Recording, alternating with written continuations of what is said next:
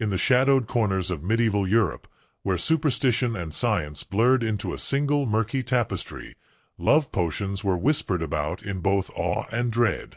These elixirs, brewed in secrecy by cunning apothecaries, wise women, or even desperate lovers, promised to ignite passion, bind hearts, or rekindle fading affections. But their allure came with a sinister edge. Many of these concoctions, steeped in folklore and haphazard alchemy, could just as easily kill as captivate. The ingredients, drawn from the natural world and the murky depths of early pharmacology, were often as toxic as they were tantalizing. To understand the perilous romance of medieval love potions is to step into a world where desire danced with danger, where the line between devotion and death was razor-thin.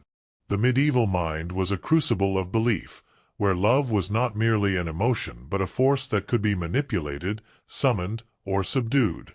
Love potions were born from this conviction, rooted in a blend of ancient traditions, Christian mysticism, and the nascent stirrings of scientific inquiry. They were sought by the lovelorn, the ambitious, and the vengeful alike, noble women yearning for a night's devotion, peasants hoping to sway a reluctant betrothed, or schemers plotting to secure a wealthy match. Yet, the recipes for these potions were rarely benign. Ingredients like mandrake, henbane, or arsenic, revered for their mystical properties, were as likely to stop a heart as to stir one. The apothecaries' mortar and pestle ground together hope and hazard, creating brews that could enchant or extinguish with equal ease. Mandrake, with its forked roots resembling a human form, was a cornerstone of many love potions. Medieval herbalists believed it held the power to inflame desire, its anthropomorphic shape imbued with supernatural potency. Legends claimed it shrieked when uprooted, a sound so terrible it could kill the harvester unless precautions were taken, often involving dogs tied to the plant to pull it free while the gatherer plugged their ears. Once harvested, mandrake was steeped in wine, mixed with honey, or ground into a powder to be slipped into a lover's meal. The root's alkaloids, however, were a deadly gamble. In small doses, they induced hallucinations or euphoria, which might be mistaken for lovesick longing. In larger doses, they caused convulsions, respiratory failure, or death. A lovesick maiden dosing her suitor's ale might find him writhing in agony rather than gazing into her eyes, the potion's promise undone by its poison. Henbane, another staple, was no less treacherous. Known as witch's weed, it was prized for its ability to cloud the mind, making the drinker pliable to suggestion, a quality that could be interpreted as love's surrender. Its leaves and seeds were crushed and mixed with mead or sprinkled into stews, often under the guise of a harmless spice. But henbane's active compounds, hyoscyamine and scopolamine, were unforgiving. A slight miscalculation in dosage could lead to delirium, heart palpitations, or a coma. Stories circulated of would-be lovers found dead in their beds, their faces frozen in a rictus of confusion, victims of a potion meant to win their heart but which stole their breath instead. Arsenic, the infamous king of poisons, also found its way into love potions, particularly among those with darker intentions. In minute quantities, it was believed to flush the cheeks and brighten the eyes, mimicking the glow of infatuation. Courtesans and cunning wives might administer it to keep a lover's attention, trusting that its subtle effects would pass unnoticed. Yet arsenic's cumulative toxicity meant that repeated doses could lead to organ failure, hair loss, or agonizing death. The line between a seductive flush and a fatal dose was perilously thin, and many a paramour succumbed to the very brew meant to bind them closer. The courts of medieval Europe whispered of noblewomen tried for poisoning, their love potions revealed as murder weapons when autopsies uncovered the telltale signs of arsenic's work. Toad secretions, too, were a grimly popular ingredient. The skin of certain toads, particularly the common European toad, exuded buphotoxins, which were thought to stir passion when ingested in tiny amounts. Alchemists and village-wise women dried and powdered toad skins, mixing them into cordials or baking them into cakes. The logic was rooted in sympathetic magic. The toad's warty, primal nature was believed to awaken raw, animalistic desire. But bufatoxins were wildly unpredictable, capable of causing heart arrhythmias or paralysis. A lover hoping to spark ardor might instead deliver a death sentence, the potion's victim collapsing in a frothing fit before any romance could bloom. The use of animal parts extended beyond toads. Powdered stag antler, believed to symbolize virility, was stirred into wines or broths to kindle male passion. Viper venom, in trace amounts, was thought to inflame the blood, making the heart race with what could be mistaken for love. Even the crushed bodies of Spanish flies, actually beetles, not flies, were prized for their supposed aphrodisiac properties. Cantharidin, the active compound in Spanish fly, caused a burning sensation in the urinary tract, which some mistook for sexual arousal. But its toxicity was notorious, leading to kidney failure, internal bleeding, or death if misjudged. A 14th-century chronicle recounts a nobleman who, hoping to seduce a reluctant bride, fed her a Spanish fly-laced pastry. She died in agony within hours, her suitor exiled and branded a poisoner. Herbs like belladonna, or deadly nightshade, added to the lethal repertoire. Its berries, glossy and tempting, were sometimes juiced and mixed with rosewater to create a potion that promised to make the drinker irresistible. Belladonna's atropine content dilated the pupils, giving the eyes a doe-like, alluring quality, and in small doses it could induce a dreamy, amorous state. But its narrow therapeutic window meant that even a slightly heavy hand could cause blindness, heart failure, or death. A 12th-century tale from Provence tells of a young woman who, seeking to win a knight's favor, drank a belladonna potion herself to enhance her beauty.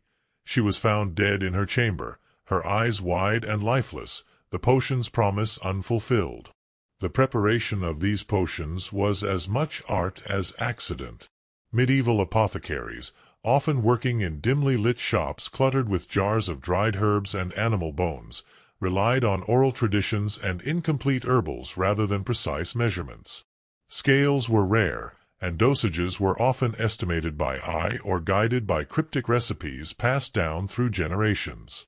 A pinch too much of hemlock, mistaken for parsley, could turn a love charm into a lethal draught. The lack of standardization meant that even well-meaning brewers could produce deadly results, their potions varying wildly in potency from batch to batch. The cultural backdrop of these potions was a society obsessed with control over fate, fortune, and feelings.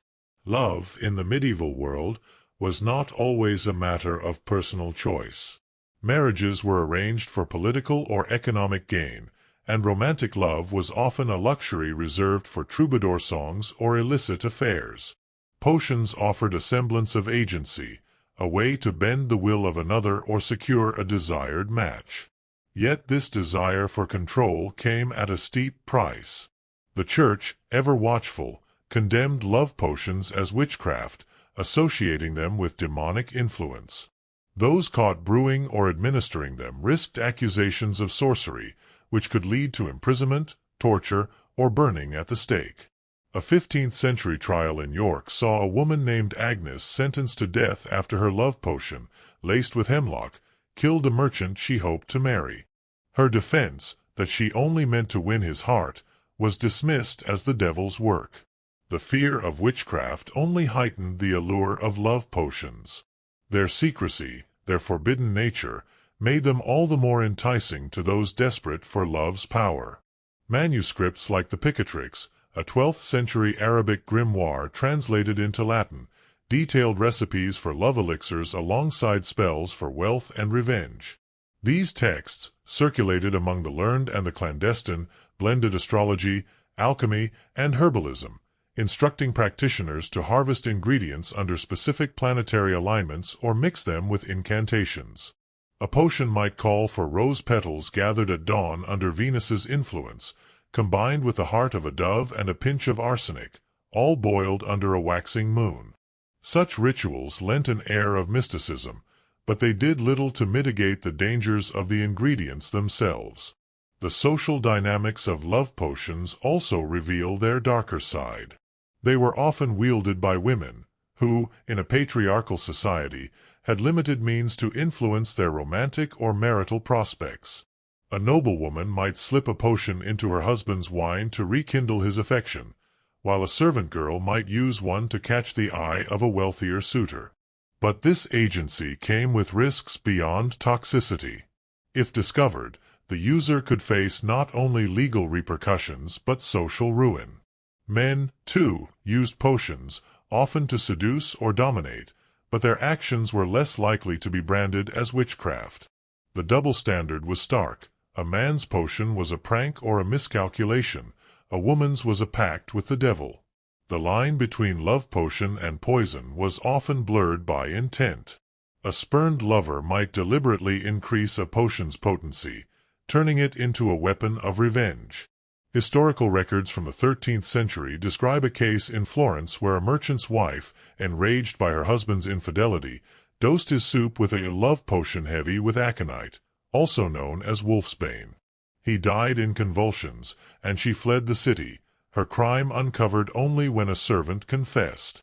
Such stories were not uncommon, as the same ingredients used to woo could be wielded to wound. Aconite, with its paralyzing toxins, was particularly favored for its swift and silent action, making it a staple in both love potions and assassins' arsenals. The dangers of these potions were compounded by the era's limited medical knowledge. Symptoms of poisoning, nausea, seizures, or delirium, were often mistaken for natural illnesses or divine punishment. Physicians, if they were consulted at all, had few tools to diagnose or treat toxic overdoses. Charcoal, a common antidote today, was rarely used, and bloodletting or purgatives often worsened the victim's condition. A person poisoned by a love potion might linger in agony for days, their symptoms attributed to fever or curse rather than the brew they consumed. Families, unaware of the potion's role, might bury the victim with prayers for their soul, never suspecting the true cause of death. Yet, despite the risks, the demand for love potions persisted. Markets in medieval towns often had hidden stalls where herbalists sold their wares under euphemistic names, cordials for affection, or tonics for the heart. These vendors, often women operating on the fringes of society, walked a dangerous line, their knowledge both revered and reviled. Some were genuine healers, skilled in the properties of plants. Others were charlatans, peddling colored water or harmless herbs to desperate clients. The line between the two was often impossible to discern until it was too late. A 14th-century account from Bruges describes a market woman who sold a love elixir that turned out to be nothing more than sugared wine. Her customer, a merchant's son, was furious but unharmed, a rare outcome in the world of medieval potions. The psychological allure of love potions cannot be understated. In an age where love was often secondary to duty, the idea of a magical solution was intoxicating. The act of brewing or administering a potion was itself a ritual of hope, a tangible act in a world where so much felt beyond control. The placebo effect likely played a role as well. A lover who believed they had been dosed might act more affectionately, mistaking their own anticipation for the potion's power.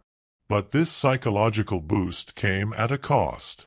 The same belief that fueled hope could blind users to the dangers, leading them to overlook symptoms of poisoning in themselves or their targets until it was too late.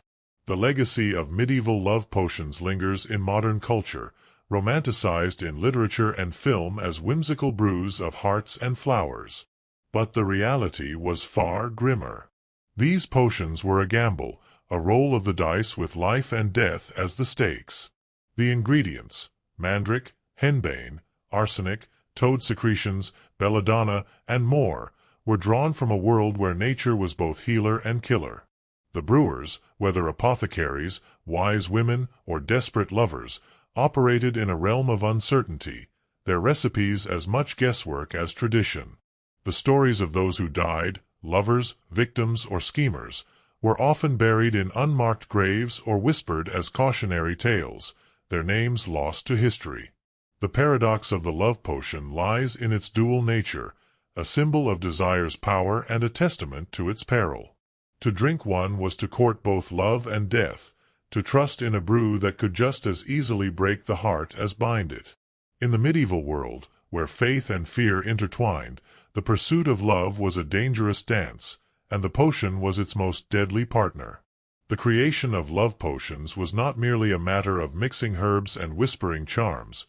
It was a ritual steeped in the medieval understanding of the cosmos. Every ingredient, every step, was believed to resonate with celestial forces, planetary alignments, and the humors of the body. The medieval worldview held that love was a physical and spiritual state, governed by the balance of bodily fluids, blood, phlegm, yellow bile, and black bile, and influenced by the stars. A potion maker might consult an astrological chart to determine the optimal time for harvesting yarrow under Venus's ascendance, believing the planet of love would amplify the herb's power to stir affection. Yarrow, with its feathery leaves and delicate white flowers, was a common ingredient, thought to bind hearts when steeped in wine or sewn into a sachet worn close to the skin. Yet, like so many potion components, it carried risks. Ingested in large quantities, yarrow could cause dizziness, nausea, or even liver damage, turning a hopeful charm into a source of suffering. The use of blood in love potions added another layer of complexity and danger. Animal blood, often from doves, symbols of Venus, was a frequent ingredient, believed to carry the essence of life and passion. A recipe might call for a few drops to be mixed with honey and rosewater, creating a syrupy elixir meant to inflame the heart. Human blood, though rarer, was not unheard of, particularly in potions crafted by those dabbling in darker arts. A woman might prick her finger to add her own blood to a potion, binding it to her essence in the hope of ensnaring a lover's devotion. But blood, whether animal or human, was a breeding ground for contamination. In an era before sterilization, a potion laced with blood could introduce infections, leading to fever, sepsis, or death. A 13th-century account from Saxony tells of a young man who drank a love potion laced with dove's blood, only to fall ill with a wasting sickness that baffled local healers. His death was attributed to divine wrath, but the potion's unsanitary preparation was likely the true culprit. The inclusion of precious substances, like ambergris or saffron, in love potions spoke to their exclusivity and the desperation of those who sought them. Ambergris, a waxy substance regurgitated by sperm whales and found washed ashore, was prized for its musky scent and supposed ability to heighten desire. Wealthy patrons paid exorbitant sums to apothecaries for potions containing ambergris, believing it could make them irresistible. Saffron, harvested from the delicate stigmas of crocus flowers, was equally costly, its vibrant hue and exotic aroma lending an air of luxury to any brew. Yet these ingredients, while less toxic than mandrake or henbane, were not without peril. Saffron, in high doses, could cause severe gastrointestinal distress or even miscarriage, a risk that made it particularly dangerous for pregnant women hoping to secure a lover's fidelity. Ambergris, often adulterated by unscrupulous vendors, might be mixed with toxic substitutes, leading to unforeseen consequences for the drinker. The recipes for love potions varied widely across regions, reflecting local flora, folklore, and cultural practices. In England, a potion might include hawthorn berries, associated with fertility and romance in Celtic traditions, crushed into a paste and mixed with ale. In Italy, where the influence of Arabic alchemy was strong, potions often incorporated myrrh or frankincense, resins linked to both sensuality and divine favor. In the colder climes of Scandinavia, where herbs were scarce, potions might rely on fish oils or the dried gills of certain mushrooms, believed to carry the potency of the sea or forest. These regional differences underscored the adaptability of love potions but also their unpredictability. A recipe that worked in one village might prove deadly in another, depending on the local apothecary's skill or the availability of safe ingredients. The role of incantations in potion-making cannot be overlooked. Words were as vital as herbs, believed to imbue the mixture with magical intent. A brewer might chant over the cauldron, invoking Venus, Cupid, or even older pagan deities like Freya or Aphrodite, whose names lingered in folklore despite the Church's dominance. These incantations were often in Latin or the local vernacular, passed down through oral tradition or scribbled in the margins of grimoires. A typical chant might call for the lover's heart to burn as this flame, or their will to bend as the willow. The psychological impact of these rituals was profound, both for the brewer and the recipient. A person who believed they had been dosed with a charmed potion might feel their emotions shift, their heart racing not from toxins but from the power of suggestion. Yet this belief could also amplify the potion's dangers, as a drinker might ignore early signs of poisoning, attributing dizziness or nausea to love's intoxicating grip. The Church's condemnation of love potions as witchcraft was not merely a matter of theology but a reflection of their social threat. In a world where marriage was a contract, often sealed without the consent of the bride, potions represented a subversive tool for women to exert influence. A noblewoman dosing her husband's wine to keep him from straying, or a peasant girl charming a lord's son, challenged the rigid hierarchies of medieval society. The Church's response was swift and brutal. The Malleus Maleficarum, a 15th-century treatise on witchcraft, explicitly linked love potions to demonic pacts, arguing that any attempt to manipulate free will was an affront to God. Trials for potion-related crimes often ended in execution, particularly for women, who were seen as more susceptible to the devil's wiles. A 14th-century case in Toulouse saw a midwife burned at the stake after a love potion she prepared for a client caused the death of a local priest.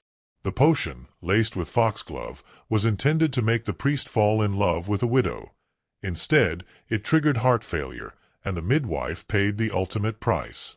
The tension between science and magic in love potions reflects the broader intellectual currents of the Middle Ages. While apothecaries and alchemists experimented with distillation and herbal tinctures, their work was as much mystical as empirical.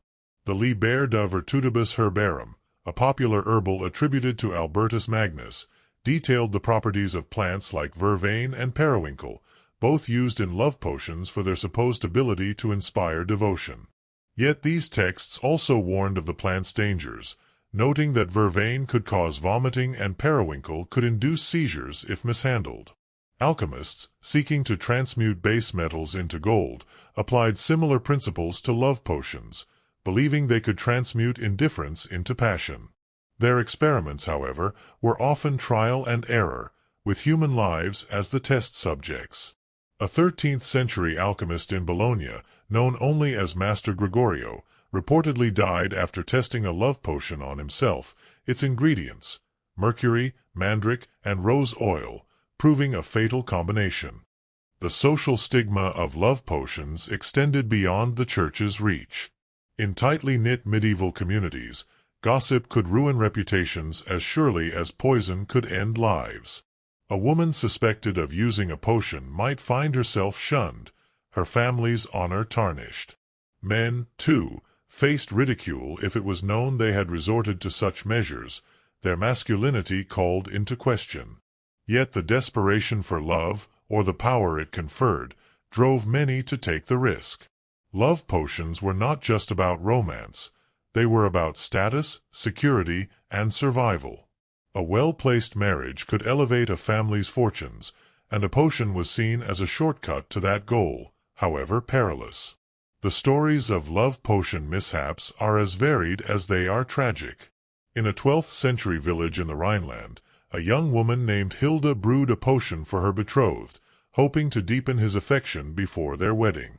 The recipe, passed down by her grandmother, called for nightshade and honey, but Hilda, unaware of the plant's potency, used too much. Her betrothed died in his sleep, and Hilda, overcome with grief, confessed to the village priest. She was spared execution but exiled, her tale becoming a cautionary legend whispered among local girls. In contrast, a 15th-century case in Venice involved a deliberate act of malice.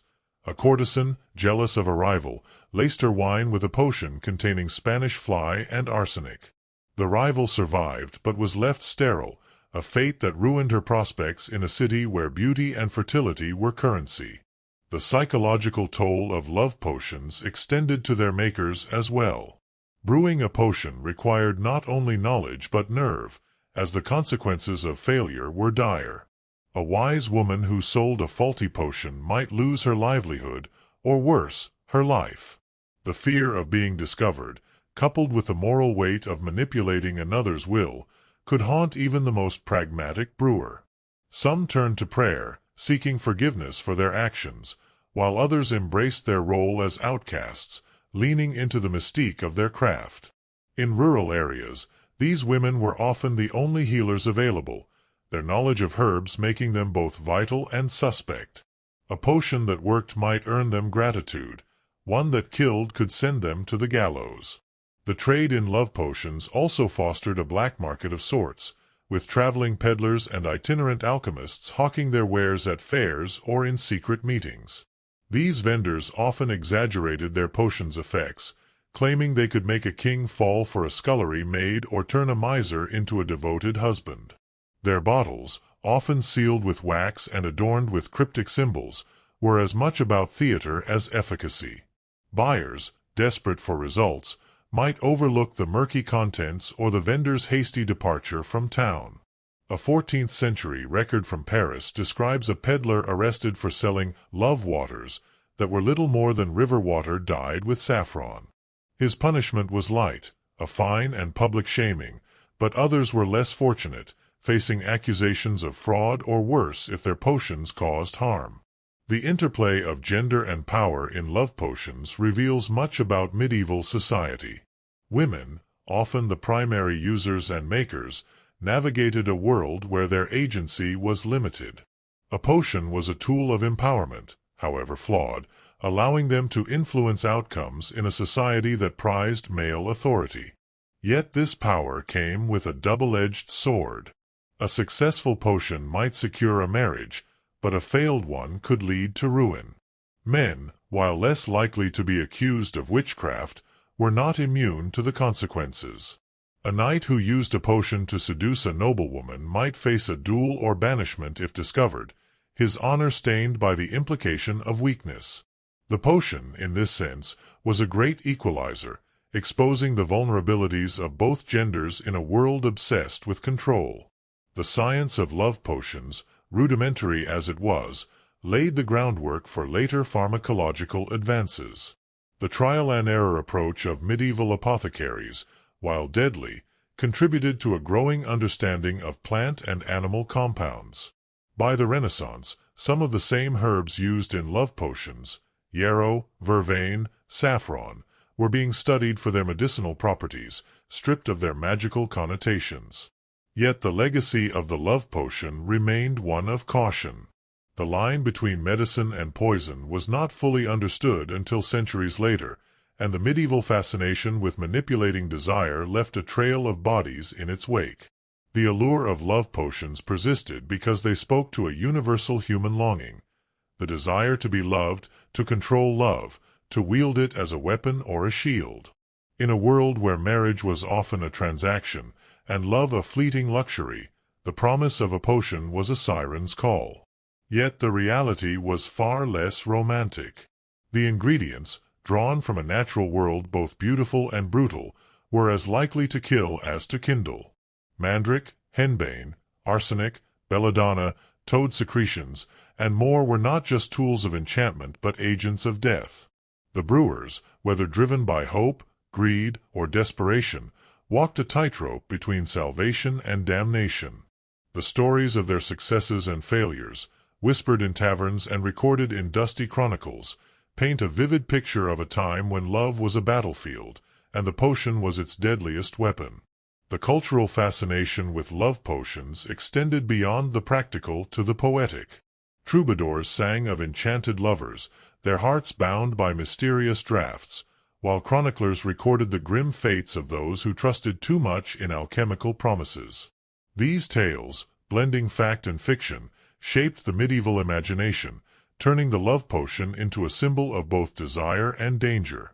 A 13th-century French romance, The Lay of the Enchanted Cup, tells of a knight who drinks a potion and falls madly in love with a peasant girl, only to waste away when the potion's effects fade, his body unable to withstand its toxic toll.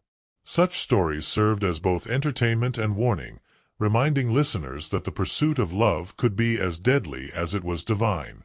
The ethical questions surrounding love potions were as complex as their ingredients. Was it moral to bend another's will, even in the name of love? Did the potion's maker bear responsibility for its outcome, or was the fault with the user? These questions troubled medieval scholars and theologians, who debated the nature of free will and the sin of manipulation. Thomas Aquinas, in his Summa Theologica, argued that any attempt to control another's emotions through unnatural means was a violation of divine order, yet he acknowledged the human impulse to seek love's favor. This tension, between desire and morality, agency and submission, lay at the heart of the love potion's enduring appeal. The physical remnants of love potions are rare, as most were consumed or destroyed, but archaeological finds offer glimpses into their world. Glass vials, etched with symbols of Venus or the moon, have been unearthed in medieval apothecary shops, their contents long evaporated but their purpose clear.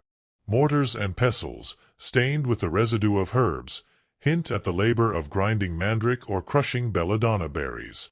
These artifacts, mundane yet evocative, connect us to the hands that crafted these dangerous brews, their hopes and fears preserved in the tools of their trade.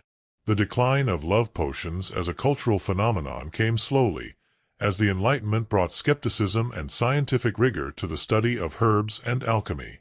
By the 17th century, the rise of empirical medicine began to overshadow the mystical traditions of the Middle Ages.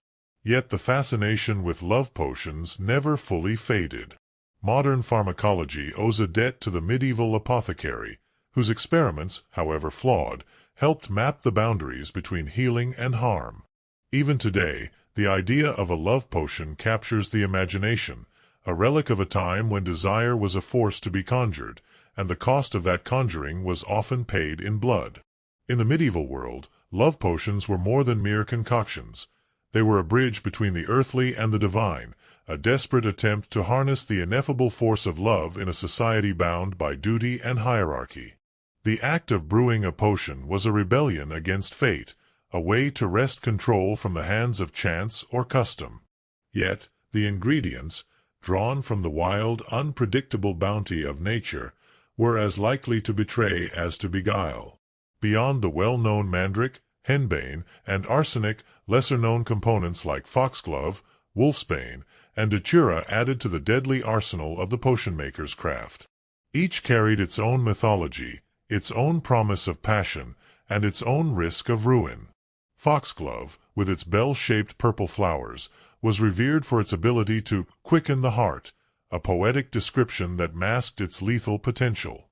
Its leaves, when steeped in a tea or ground into a powder, were believed to make the dringer's pulse race, mimicking the fervor of love. But foxglove's active compound, digitalis, was a cardiac toxin. In small doses, it could indeed stimulate the heart, creating a flush of warmth that might be mistaken for ardor.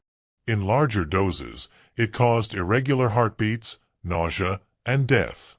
A 14th-century manuscript from Canterbury recounts a tragic case. A young squire, hoping to win the affection of a noblewoman, was given a foxglove-laced cordial by a local healer. His heart raced, then faltered, and he collapsed during a feast, his unrequited love sealed in death. The healer fled, but the story spread, a grim reminder of the potion's power. Wolfsbane, or aconite, was another favorite, its deep blue flowers hiding a poison so potent it was known as the Queen of Poisons. Its roots were ground into a paste and mixed with wine or mead, believed to inflame the passions by heating the blood. But aconite's toxicity was swift and unforgiving, causing numbness, paralysis, and heart failure within hours. Its use in love potions was often deliberate, a tool for those whose intentions veered toward vengeance rather than romance. A 13th-century trial in Barcelona uncovered a plot where a spurned lover dosed her former betrothed with a wolfsbane potion, intending to make him pine for her. Instead, he died in agony, his lips blue and his body rigid, and she was executed for murder, her potion's dual nature laid bare. Datura, known as Devil's Trumpet for its trumpet-shaped flowers, was rarer but no less dangerous. Its seeds and leaves, when brewed into a tea, induced a dreamlike state that could be interpreted as lovesickness. Datura's hallucinogenic properties made it a favorite among those who believed love was a form of enchantment, a spell to be cast on the mind. But its effects were unpredictable, ranging from vivid visions to violent convulsions. A 15th-century chronicle from Prague describes a noblewoman who used datura to seduce a rival's husband, only to find him raving mad, his mind shattered by the potion's toxins. She was banished, her reputation destroyed, and the husband never recovered, a living testament to the potion's cruel caprice. The preparation of these potions was a delicate dance, balancing tradition, intuition, and sheer luck. Medieval apothecaries and wise women worked in cramped, smoky workshops, their shelves lined with jars of dried roots, powdered bones, and murky liquids. The tools of their trade, mortars, pestles, alembics, were as much symbols of their craft as the ingredients themselves. Recipes were rarely written down, passed instead through whispered instructions or coded symbols in grimoires. A single misstep could turn a potion deadly, a sprig of hemlock mistaken for fennel, a drop too much of belladonna, or a vial of toad secretion left too long in the sun, its toxins growing more potent with time. The lack of precise measurements meant that even the most skilled brewer could produce a fatal batch, their intentions undone by the vagaries of nature. The cultural significance of love potions extended beyond their physical effects, tapping into the medieval obsession with destiny and divine will.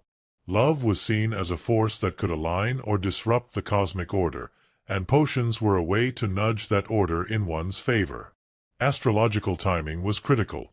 A potion brewed under a full moon might be thought to bind lovers eternally, while one made during a Mercury retrograde could sow confusion. The Picatrix and other esoteric texts detailed elaborate rituals, such as crushing rose petals with a silver spoon under Venus's light or stirring a potion with a hazel wand to invoke fidelity. These rituals, while steeped in superstition, gave the brewer a sense of control, a way to channel their hopes into something tangible. Yet they also amplified the risks, as the focus on mysticism often distracted from the practical dangers of the ingredients. The Church's stance on love potions was uncompromising, viewing them as a challenge to God's authority. Theologians argued that love, as a divine gift, could not be forced without sin. The Decretum of Gratian, a 12th-century legal text, classified the use of love potions as a form of maleficium or harmful magic, punishable by excommunication or worse. Yet the Church's prohibitions only fueled the potion's allure, driving their trade underground.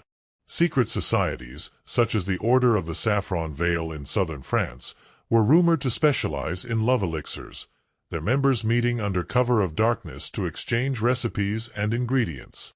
These groups, often led by women, were both revered and feared, their knowledge a double-edged sword in a society that distrusted female power. The gender dynamics of love potions were particularly fraught. Women, who often had little say in their romantic or marital fates, turned to potions as a means of agency. A merchant's daughter might use a potion to sway a suitor her father disapproved of, while a widow might dose a wealthy lord to secure her future. But this agency came with grave risks. A woman caught with a potion could be accused of witchcraft, her motives scrutinized and her character vilified. Men, by contrast, were rarely judged so harshly. A knight who used a potion to seduce a maiden might be seen as a rogue, not a sorcerer. This double standard reflected the broader patriarchal structure of medieval society, where women's attempts to wield power were met with suspicion and punishment. The psychological impact of love potions was as potent as their physical effects. The belief in their power could transform behavior, making a reluctant lover more attentive or a suspicious spouse more trusting. This placebo effect was a double-edged sword. It could make a potion seem effective, but it could also blind users to the dangers. A drinker who felt their heart race might attribute it to love, not arsenic, ignoring the warning signs of poisoning until it was too late. The brewer, too, was affected, their confidence in the potion's magic often outweighing their caution. A 14th-century tale from Cologne tells of a young man who, convinced a potion had won his beloved's heart, ignored her growing pallor and weakness, only to find her dead from a henbane overdose, her love a mirage born of his own hope. The trade in love potions was a shadowy business, thriving in the margins of medieval markets. Peddlers sold their wares under coded names, elixir of devotion or Venus's tears, to avoid scrutiny. These vendors, often itinerant and elusive, relied on charisma and mystique to sell their brews. Some were skilled herbalists, their potions carefully crafted to balance effect and safety.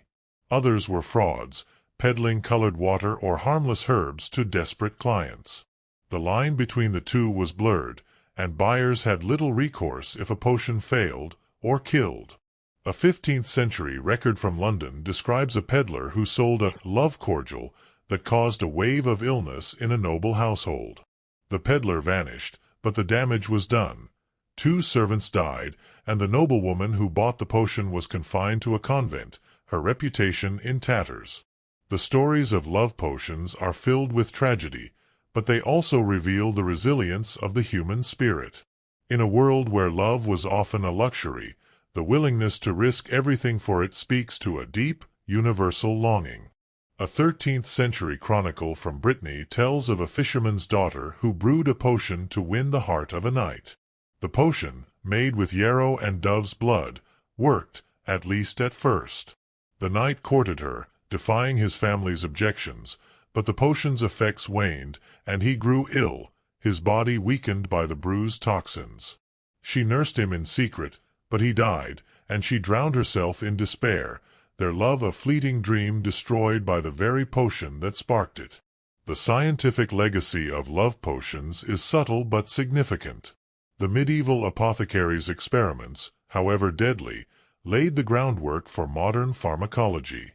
Herbs like foxglove, once used to quicken the heart, are now the basis for digitalis-based drugs that treat heart conditions. Yarrow, once a love charm, is recognized for its anti-inflammatory properties. Even belladonna, the deadly nightshade, has found a place in modern medicine as a source of atropine, used in eye exams and emergency care. These advances, however, came at a cost, paid in the lives of those who tested the boundaries of nature's gifts. The cultural legacy of love potions is equally enduring. They appear in medieval literature, from Chaucer's Canterbury Tales to the romances of Chrétien de Troyes, as symbols of both desire and folly. In The Miller's Tale, a character's obsession with love magic leads to comedic chaos, but the underlying danger is clear. These stories, blending humor and horror, reflect the medieval fascination with love's power and the risks of tampering with it. Even today, the idea of a love potion captivates, appearing in films, books, and folklore as a romanticized echo of a darker past. To conclude this exploration, let us turn to a story that captures the essence of the medieval love potion, a tale of longing, risk, and the thin line between love and death. In a small village in 14th-century Provence, there lived a young woman named Elodie, a weaver's daughter with eyes like the summer sky and a heart heavy with unspoken love. Her beloved, Guillaume, was a blacksmith's apprentice, strong and kind but promised to another, a merchant's daughter whose dowry would secure his future. Elodie, desperate to win his heart, sought out a wise woman named Margot, who lived in a hut at the forest's edge, her shelves lined with jars of herbs and bones. Margot, weathered by years and whispers of witchcraft, listened to Elodie's plea. She warned the girl of the dangers but agreed to brew a potion, one that would make Guillaume see only her. The recipe called for mandrake root, harvested under a waxing moon, mixed with rose petals, dove's blood, and a pinch of belladonna. Margot chanted as she worked, her voice low and rhythmic, invoking Venus to bind the lovers' fates. The potion, a deep crimson liquid, shimmered in its vial, and Elodie paid with her mother's silver brooch, all she had of value. That night, Elodie slipped the potion into Guillaume's ale at a village feast. He drank deeply, his eyes meeting hers across the firelight. By dawn, he was at her door, his words tumbling with affection, his hands reaching for hers. Elodie's heart soared, but her joy was short-lived. Guillaume grew pale, his breath shallow, his hands trembling. The belladonna, misjudged by a fraction, had begun its work. Elodie, frantic, ran to Margot, but the wise woman was gone, her hut empty save for a single vial of antidote, charcoal and yarrow, a desperate hope. Elodie forced it down Guillaume's throat, praying as he convulsed, his life slipping away. By some miracle, Guillaume survived, but his mind was clouded, his strength sapped. He no longer spoke of love, his eyes distant, his heart closed. Elodie, racked with guilt, confessed to the village priest, who spared her the stake but banished her to a convent. There, she spent her days weaving tapestries of lovers bound by stars, her fingers tracing the threads of a love she had lost. Guillaume married the merchant's daughter, his health never fully restored, his dreams haunted by a crimson vial and a girl with summer sky eyes. The village spoke of Elodie's tale for generations, a warning etched in memory. Love potions could kindle a flame, but they could just as easily burn the heart to ash. The ingredients, mandrake, belladonna, blood, and hope, were a gamble, their promise as fleeting as a moonlit shadow. In the medieval world, love was a battlefield, and the potion was its deadliest weapon, a reminder that to seek love was to court both ecstasy and oblivion.